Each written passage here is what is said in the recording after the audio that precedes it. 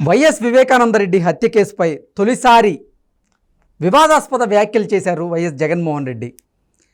తన బాబాయిని చంపింది ఎవరనేది తన ఇద్దరు చెల్లెళ్లకు తెలిసినప్పటికీ తన ఇద్దరు చెల్లెళ్ళు మాత్రం తన బాబాయిని చంపినటువంటి హంతకులకే సపోర్ట్ చేస్తున్నారు అంటూ కూడా కొన్ని సంచలనమైనటువంటి వ్యాఖ్యలు చేసిన నేపథ్యంలో ఈ అంశానికి సంబంధించి మనతో మాట్లాడేందుకు ప్రముఖ సీనియర్ జర్నలిస్ట్ దుర్గాకుమార్ గారు మనతో ఉన్నారు. సార్తో మాట్లాడదాం. సార్ నమస్తే. సార్ నమస్కారం. కృష్ణ గారు, మన వీక్షకులు కూడా నమస్కారం. సార్, వైఎస్ వివేకానందరెడ్డి హత్య కేసుపై తొలిసారి వివాదాస్పదమైనటువంటి వ్యాఖ్యలు చేశారు జగన్మోహన్ రెడ్డి. తన బాబాయిని హత్య చేసింది ఎవరనేది తన ఇద్దరి చెల్లెళ్లకు తెలిసినప్పటికీ తన ఇద్దరి చెల్లెళ్ళు మాత్రం ఆ హంతకులకే సపోర్ట్ చేస్తున్నారు అంటూ కొన్ని కీలకమైనటువంటి వ్యాఖ్యలు చేశారు. ఏంటి సార్ ఆయన వ్యాఖ్యల వెనక ఆయన ఉద్దేశం ఏంటి అంటే ఏం చెప్తారు? అంటే అసలు వివేకానంద రెడ్డి గారిని చంపింది ఎవరని మొట్టమొదటిసారిగా ప్రపంచానికి చెప్పింది జగన్మోహన్ రెడ్డి గారు అండి. అన్ని సోషల్ మీడియా కెమెరాలు ముంచిపారు. ఇప్పటికైనా అది ఆన్ రికార్డు ఉంది. ఆయన చెప్పిన 5 పేర్లండి: చంద్రబాబు నాయుడు గారు, లోకేష్, ఆదినారాయణ రెడ్డి, బీటెక్ రవి, ఇంకో పేరు కూడా చెప్పాడు అక్కడ, లోకల్ పేరు. 5 పేర్లు చెప్పాడు. అసలు హంతకులు ఎవరనేది ఒక్క జగన్మోహన్ రెడ్డి గారికి తెలుసు. ఇప్పటికీ సిబిఐ కూడా పూర్తిగా సమాచారం సేకరించలేదేమో అని అనిపిస్తుంది నాకు. ఎందుకంటే అది ఏది కేసు ముందుకు వెళ్ళకపోవటం వల్లనే కదా సునీత గారు మళ్ళీ వెళ్ళి నా తండ్రి కేసు విషయంలో దోషులకి శిక్ష పడలేదంది. దోషులు ఎవరనేది తర్వాత మాట, కానీ ఎవరికి అయితే శిక్ష పడలా. ఇప్పుడు దోషులు ఎవరనేది తేల్చాల్సింది జగన్మోహన్ రెడ్డి గారే. ఇప్పుడు వాళ్ళిద్దరు చెల్లెళ్ళకి కూడా తెలీదు. వాళ్ళకి గైడెన్స్ ఇచ్చింది కూడా వీళ్ళే, ఫలానా వాళ్ళని. మరి వాళ్ళు ఎవరిని నమ్మాలి, ఎవరిని నమ్మకూడదో వాళ్ళకి తెలీదు. జగన్మోహన్ రెడ్డి గారు చెప్పిన పేర్లే ఫైనల్లా, లేకపోతే జగన్మోహన్ రెడ్డి గారి దృష్టిలో ఇంకెవరిని ఉండారా? ఇప్పుడు వాళ్ళు ఎవరిని సపోర్ట్ చేస్తున్నారు? చంద్రబాబుని, లోకేష్ని, బీటెక్ రవిని, తర్వాత ఆదినారాయణ రెడ్డిని ఏమన్నా వీళ్ళు సపోర్ట్ చేస్తున్నారు? మనకు తెలీదు అక్కడ స్థానిక రాజకీయాలు ఏంటనేది. అవును. ఇప్పుడు జగన్మోహన్ రెడ్డి గారు నా చెల్లెళ్ళిద్దరూ సపోర్ట్ చేస్తున్నారు అంటున్నాడు కదా. అసలు ముందు దోషులు ఎవరో ఆయన బయట పెట్టాలి. ఆయనకు తెలుసు కాబట్టి పలానా వాళ్ళు మా బాబాయిని చంపారు, ఇప్పుడు నా చెల్లెళ్ళు వెళ్ళి ఆయనకు సపోర్ట్ చేస్తున్నారని చెప్పాలి. అంటే ఆయన దృష్టిలో ఇక చంద్రబాబు గారు, లేదంటే మీరు చెప్పినట్లుగా లోకేష్ గారు, ఆదినారాయణ రెడ్డి గారు, లేదా బీటెక్ రవి గారు, ఇంకొక క్యాండిడేట్ కూడా ఉన్నారు. మరి వీళ్ళనేమి వాళ్ళు సపోర్ట్, వీళ్ళ పార్టీలో జారలేదు వాళ్ళేమి. మరి అట్లాంటప్పుడు వీళ్ళని సపోర్ట్ చేస్తున్నారని ఎట్లా? అంటే జగన్మోహన్ రెడ్డికి రానున్న ఎన్నికల్లో మద్దతు తెలపమాకండి, ఓటేయకండి అది చెబుతున్నారు. సరే, అది చెబుతున్నారు, కానీ ఫలానాడికి ఏమని కూడా చెప్పట్లేదుగా. అంటే గతం నుంచి కూడా వైఎస్ఆర్సీపీకి సంబంధించినటువంటి నాయకులు బాహాటంగానే, అంటే చంద్రబాబు గారు ఇచ్చిన స్క్రిప్ట్నే డాక్టర్ సునీత గారు చదువుతున్నారు అంటూ కూడా బాహాటంగా విమర్శలు చేస్తూ వస్తున్నారు. సార్ అవును, చేస్తున్నారు. కానీ సునీత గారు సజ్జల రామకృష్ణారెడ్డి గారు చెబుతారు, ఆయన చెప్పింది చెప్పమంటే చెప్పింది కదా. సజ్జల రామకృష్ణారెడ్డి గారు డైరెక్షన్ ఇస్తానన్నాడు. ఆ రూమ్లో సజ్జల రామకృష్ణారెడ్డి గారు లేడుగా రాత్రి. ఆయన ఎలా చెప్తే అలా చెప్పమన్నాడు. సునీత గారు కూడా లేదు. సునీత గారు హైదరాబాద్లో ఉంది. ఫస్ట్ ఫోన్ వచ్చింది జగన్మోహన్ రెడ్డి గారికి, అసలు ప్రపంచానికి దోషులు ఎవరో చెప్పింది. ఇప్పుడు ఆయన ఒక చీఫ్ మినిస్టర్గా ఉన్నాడు కదండి. ఆయన చీఫ్ మినిస్టర్గా ఉన్నప్పుడు దోషులు ఎవరో ఆయనకి తెలిసినప్పుడు వాళ్ళ మీద కేసు ఫైల్ అయిందా? ఫైల్ అయినప్పుడు సిబిఐకి, సుప్రీంకోర్టుకి, ప్రెసిడెంట్ ఆఫ్ ఇండియాకి, ప్రైమ్ మినిస్టర్కి లెటర్ రాయాలి కదా. ఇప్పుడు అంతకుముందు ఎన్వి రమణ గారికి సుప్రీంకోర్టు ప్రధాన న్యాయమూర్తి అయ్యే అర్హత లేదు అని ఆయన ఒక బహిరంగ లేఖ రాశాడు. అసలు ఒక ముఖ్యమంత్రి ఒక చీఫ్ జస్టిస్ ఆఫ్ ఇండియా అవుతున్న వ్యక్తిని పనికిరాడు అని లెటర్ రాయటం భారతదేశ చరిత్రలో అదే ప్రథమం. ఇంకోటి బహిరంగ లేఖ.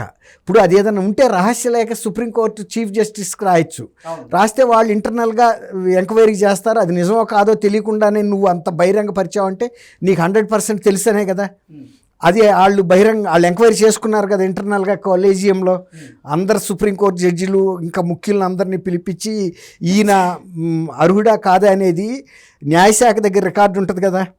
మొత్తం ఆయన పర్సనల్ సంబంధించిన ప్రతిదీ ఉంటుంది. వాళ్ళు అవన్నీ కూడా వెరిఫై చేసుకున్నారు. ఇంటెలిజెన్స్ ఏజెన్సీల ద్వారా వెరిఫై చేసుకున్నారు.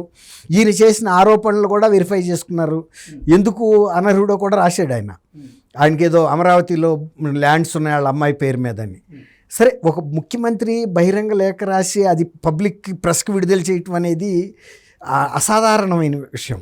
ఓకే సార్, ఈ 5 ఏళ్లలో ఎప్పుడు జగన్మోహన్ రెడ్డి తన చిన్నాన్న హత్య గురించి ప్రస్తావించిందే లేదు, 1-2 సార్లు మినహాయించి. ఈ నేపథ్యంలో ఎన్నికల దగ్గర పడుతున్న వేళ ఈరోజు మళ్ళీ బాబాయ్ హత్య గురించి మాట్లాడడం, అది అసలు బాబాయ్ హత్యకి మాకు సంబంధమే లేదు, బాబాయ్ని హత్య చేసింది వేరేవారు, వారికి తన చెల్లెళ్ళిద్దరూ కూడా మద్దతు తెలుపుతున్నారు అని చెప్పడం అసలు ఏంటి ఆయన వ్యాఖ్యల వెనక అదే ఉద్దేశం ఇప్పుడు ఆయన చెప్పాలి కదండి, హత్య చేసింది ఎవరని. ఆయన అంతకుముందు చెప్పాడు ఈ 5గురి మీద కేసు బుక్ చేయలేదు.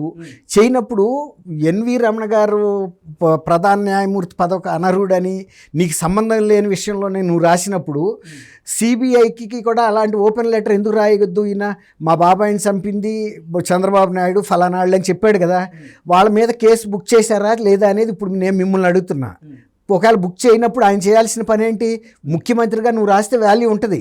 మా బాబాయిని చంపింది నాకు తెలుసు, ఫలానాళ్ళు నేను ఇంతకుముందు ఆ మర్నాడే సాయంత్రం నేను మీడియా పరంగా చెప్పాను, కావాలంటే మీరు వెళ్ళి టీవీ ఛానల్స్లో చూసుకోండి, రికార్డు కెమెరాల ముందు చెప్పాను. వాళ్ళ మీద కేసు బుక్ చేయండి, ఇతరుల అందరి మీద కేసు కొట్టేసేయండి, తీసి అక్కర్లా. నేను అది ప్రధాన న్యాయమూర్తికి రాయాలి, సిబిఐ డైరెక్టర్కి రాయాలి, తర్వాత సుప్రీంకోర్టు చీఫ్ జస్టిస్కి రాయాలి, ప్రెసిడెంట్ ఆఫ్ ఇండియాకి రాయాలి. ఒక అన్యాయం జరుగుతున్నప్పుడు నిర్దోషుల మీద హత్యా కేసు పెట్టి దోషులను వదిలేసినప్పుడు ముఖ్యమంత్రి స్థానంలో ఉండి ఆయన నీ సొంత చిన్నానయ్యి ఉండి ఆయన ఆత్మశాంతి కలగాలంటే ఆయన్ని చంపిన వాళ్ళకి శిక్ష పడాలి. అది కూడా సునీత గారు కూడా అదే అడుగుతుంది. నీ దగ్గర తెలుసు నీకు ఫలానాళ్ళు చంపారని, నువ్వు ఇంతవరకు బహిరంగ లేఖ రాశావా, బహిరంగంగా ప్రకటించావా? నీకు ఇన్నిసార్లు నువ్వు ప్రధానమంత్రిని కలిసావు కదా, కలిసినప్పుడు ఎందుకు అడగలేదు? నా బాబాయిని చంపిన వాళ్ళు చంద్రబాబు నాయుడు ఈ ఫలానా వాళ్ళు, వాళ్ళ మీద కేసు అడ్డం పడుతుంది ఎవరు? చంద్రబాబు నాయుడు అధికారంలో లేడు, నువ్వు చీఫ్ మినిస్టర్గా ఉన్నావు, నీకు హోదా ఉంది, చేతుల్లో మంత్రదండం ఉంది, నువ్వు ఏదైనా రాయొచ్చు, ఎవరికైనా రాయొచ్చు, ప్రెసిడెంట్ ఆఫ్ అమెరికాకు కూడా రాయొచ్చు నువ్వు నీ ఆ భావాలని. ఎందుకంటే ఒక రాష్ట్రానికి చీఫ్ మినిస్టర్ కాబట్టి ఏదో రాసావని వాళ్ళు ఫైల్ చేస్తారు. ఇప్పుడు నా పోటాడో నీ పోటాడో రాస్తే అవుట్ ఆఫీస్ వాళ్ళ అవతల బారేస్తారు, అంతే కదండి. మరి ఎన్ రమణ గారు పనికిరాడని చెప్పిన వ్యక్తిని మళ్ళీ ఆయనే తీసుకొచ్చి సన్మానం చేశాడు. ఇప్పుడు ఈయన ఏమంటున్నాడు, వాళ్ళ చెల్లెళ్ళు ఎవరైతే అంతకులు ఉన్నారో వాళ్ళని మద్దతు ఇస్తున్నాడు అన్నావు. నువ్వు పనికిరాడని చెప్పిన వ్యక్తి ఎన్ రమణని నువ్వు విజయవాడలో అమరావతిలో సన్మానం చేయలేదా? నువ్వు పనికిరాడని చెప్పిన వ్యక్తిని నువ్వు సన్మానం చేయాల్సిన అవసరం అంటే ఆయన అసలు ముఖ్యమంత్రి అయిన తర్వాత ఈ వైఎస్ వివేకానంద రెడ్డి గారి హత్య గురించి ఎత్తలేదు. తర్వాత హత్య గురించి ఏదైనా పత్రికలు రాసినప్పుడు కూడా అసలు స్పందించకపోవడం ఒక ఎత్తు అయితే, ఒక పిటిషన్ తీసుకొచ్చారు, ఒక పిటిషన్ దాఖలు చేశారు ఆయన. మా బాబాయ్ హత్య గురించి అసలు ఎక్కడ మాట్లాడకూడదు అనే విధంగా ఒక పిటిషన్ కూడా తీసుకొచ్చాడు. అది అంటారు దాన్ని, ఆ పిటిషన్ పేరు ఎక్కడ పబ్లిష్ చేయకూడదని. సరే అది తీసుకొచ్చాడు. కానీ ఇప్పుడు ఎన్నికల వేళ ఆయనే మళ్ళీ వాళ్ళ బాబాయ్ హత్య గురించి మాట్లాడారు. ఒకే గతంలో ఆయన చెప్పినప్పుడు నమ్మి ఆయనకి గెలిపించారండి. ఒకే హత్య మీద 2 ఫలితాలు పొందాలని చూస్తున్నాడు. మళ్ళీ ఈ ఎలక్షన్ కూడా దాన్నే విత్తనంగా నాటుతున్నాడు. ఒక విత్తనం నాటాడు, మంచి ఫలితం వచ్చింది, క్రాప్. మళ్ళీ అదే వివేకానంద రెడ్డి గారి హత్య గురించి ఇప్పుడు ఆయనకి 22 మంది లోక్సభ సభ్యులు ఉన్నారండి. తర్వాత బీజేపీకి main supporter, one of the main supporter, రాజ్యసభలో కూడా అన్ని బిల్లులకి ఇచ్చేశాడు. అట్లాంటప్పుడు నా బాబాయిని చంపిన వాళ్ళ మీద మీరు కేసు ఫైల్ చేయాలని లోక్సభలో ప్రస్తావించవచ్చు కదా. ఒక ముఖ్యమంత్రిగా 14 ఏళ్ళు చేసిన వ్యక్తి వాళ్ళ కొడుకే చంపారు, ఇదిగో పక్కన ఆదినారాయణ రెడ్డి ఇప్పుడు ఆయన బీజేపీలోనే ఉన్నాడు, మీ ఎమ్మెల్యే కూడా మీ పార్టీలో ఉన్న వ్యక్తి కూడా ఉన్నాడు ఇందులోనూ అని ఎప్పుడన్నా లోక్సభలో ప్రస్తావించారా? రాజ్యసభలో విజయసాయి రెడ్డి గారు ఉన్నారు కదా, ఆయన కూడా చెప్పాడు కదా, ఆయన గుండెపోటు వచ్చి చచ్చిపోయాడు ఒకసారి చెప్పాడు, వీళ్ళు చంపారని కాసేపు చెప్పాడు. ఇప్పుడు వాళ్ళందరూ ప్రస్తావించవచ్చు కదా. ఇప్పుడైతే వాళ్ళకి నిజం తెలిసింది కదా వ్యక్తులు ఎవరని. ఎందుకని లోక్సభలో కానీ రాజ్యసభలో కానీ ప్రస్తావించలేదు? ఎందుకు సిబిఐ డైరెక్టర్కి లేఖ రాయలేకపోతున్నాడు ముఖ్యమంత్రి హోదాలో ఉండి? ఎందుకు భయపడుతున్నాడు ఆయన? సుప్రీంకోర్టు న్యాయమూర్తి కూడా రాయొచ్చు, రాస్తే వాళ్ళు సుమోటోగా తీసుకుని ఎవరి మీద మీరు బుక్ చేశారు, వాళ్ళ సొంత అన్న కొడుకు చీఫ్ మినిస్టర్ ఆఫ్ ఆంధ్రప్రదేశ్ ఇదిగో లెటర్ రాశాడు, సుమోటోగా మేము తీసుకున్నాము, మీరు మీ దగ్గర ఉండే ఇన్వెస్టిగేటివ్ రిపోర్ట్స్ తీసుకురండి, ఇన్వెస్టిగేషన్ ఫైండింగ్స్ అని. అప్పుడు చంద్రబాబు నాయుడు గారు ఎక్కడుంది కూడా గూగుల్ టేక్అవుట్ ద్వారా చూడొచ్చు కదండి. ఆయన G+ ప్రొటెక్టీ, ఆయన ఎక్కడికి వెళ్ళినా కూడా వీళ్ళందరూ కూడా వెళ్ళాలి ఆయన పక్కన గన్స్, స్టాండ్ గన్స్ పట్టుకుని. వాళ్ళందరికీ ఫోన్స్ ఉంటాయి, వైర్లెస్లు ఉంటాయి. వాళ్ళు ఎప్పుడు ఎక్కడుంది నిమిషం ఢిల్లీలో కూడా ఎప్పటికప్పుడు రికార్డ్ అవుతూ ఉంటుంది, గంటకి కూడా రికార్డ్ అవుతుంది ఆయన మూమెంట్ మీద. ఎందుకంటే ఆ Z+ కేటగిరీ అనేది అంత ఇంపార్టెంట్ పర్సన్స్ వాళ్ళు. మరి ఎందుకని ఆయన చేయకుండా ఇప్పుడు చెల్లెళ్ళని నిందిస్తున్నాడో అర్థం కావట్లేదు. ఆమె ఎందుకంటే ఆమె గతంలో ఆయన ముఖ్యమంత్రిగా అవటానికి సహకరించిన షర్మిల ఇప్పుడు ఆయన గురించి బాహాటంగా చెబుతుంది, ఇతను ఒక అంతకుడు అని. అంతకుడో కాదో నువ్వు తేల్చుకో. ఇప్పుడు చెల్లె చెబుతుంది కదా, అంతకుడు నువ్వు కుటుంబాన్ని ఎట్ట నిలువనాలు చీల్చింది నువ్వు అని చెబుతుంది. అందుకు సాక్షి నీ తల్లేనని చెబుతుంది. చెప్పినప్పుడు కూడా నీ తల్లి స్పందించలా. లేదు మా జగన్ బాబు చేయలేదు, EMI షర్మిలే మా కుటుంబానికి హాని, ఈ మూలాన కుటుంబం చీలిపోయిందని చెప్పాలి కదా, చెప్పలా, మౌనం వహించింది. అంటే అటు చెప్పలేక ఇటు చెప్పలేక అతను కనుక దోషి కాకపోతే చెప్పేది కదా, జగన్ బాబు ఇలాంటి పనులు చేయడు, కుటుంబాన్ని చేల్చడు, లేకపోతే రాష్ట్రంలో ప్రజల్ని ఇబ్బంది పెట్టడు, బాగా పువ్వుల్లో పెట్టి చూసుకుంటాడు. అక్కడ తెలంగాణలో అడిగితే జగన్ పరిపాలన గురించి ఆమె ఇక్కడ ఎందుకులే బాబు జగన్ పరిపాలన అంటే బాగాలేదనే కదా. బాగుంటే కనుక 3 పువ్వులు 6 కాయలుగా ఉంది, రాజన్న ప్రభుత్వాన్ని ఏర్పాటు చేశాడు ఆంధ్రప్రదేశ్లో అనాలి కదా. అందా?